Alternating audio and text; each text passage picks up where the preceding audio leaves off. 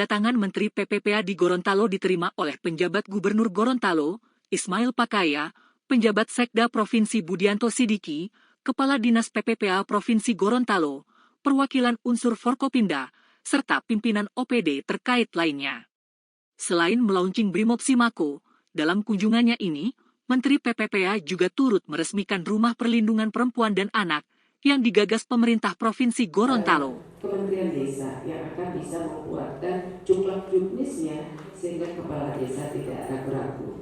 Makanya tadi ada ide untuk kami bicarakan dengan Kementerian Desa dijadikan penetapan program prioritas nasional. Ya.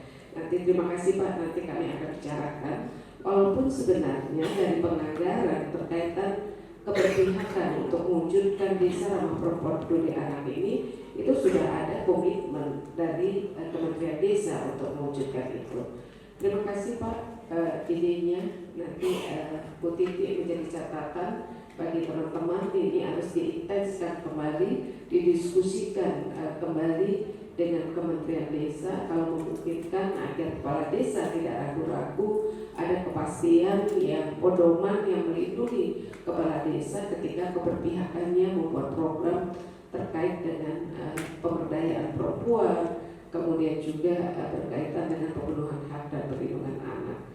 Kalau yang terkait dengan pemberdayaan perempuan sebenarnya kami sudah sampaikan kepada Pak Menteri. Tapi kalau menurut Pak Menteri itu sudah ada Bu Bintang untuk pemberdayaan UMKM.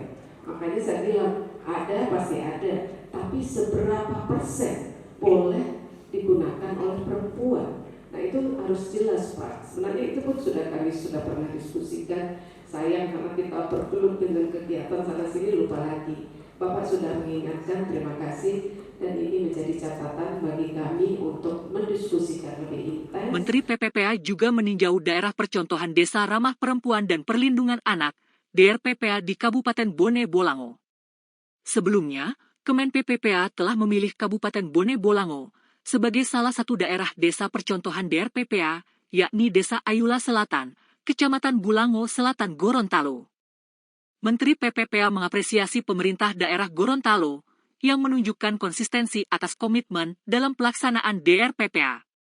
Menteri PPPA menuturkan, pengentasan masalah terkait isu-isu perempuan dan anak, ujung tombaknya adalah pimpinan daerah.